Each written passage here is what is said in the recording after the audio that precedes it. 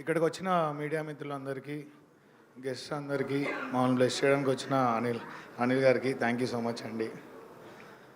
మురళి గురించి చెప్పాలి. నాది మురళిది సినిమా 3 years జర్నీ. మేము కథ చేద్దామని అనుకున్నప్పటి నుంచి నాకు తనలో మోస్ట్ ఇష్టమైన ఆస్పెక్ట్ ఈ 3 years అంతే డెడికేటెడ్గా, ఫోకస్డ్గా డే 1 ఎలా ఉన్నాడో ఇప్పటికి కూడా ఆనే ఉన్నాడు.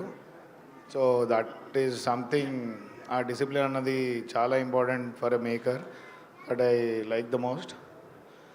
అలాగే దండోరా లాంటి సినిమా తీయాలంటే ఖచ్చితంగా అది టీమ్ ఎఫర్ట్ అయ్యి ఉండాలి.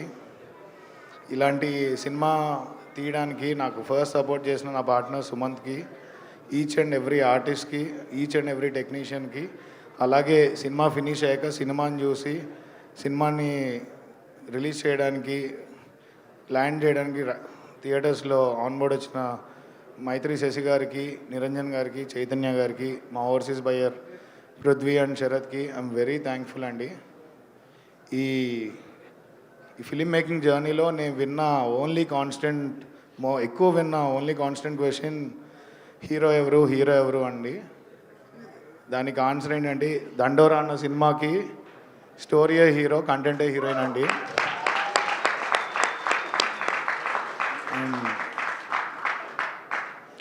అండ్ ఆర్టిస్ట్ గురించి అందరి గురించి నేను సక్సెస్ మీట్లో మాట్లాడుతాను అండి. మీరు కంటెంట్ చూసాక మాట్లాడతాను.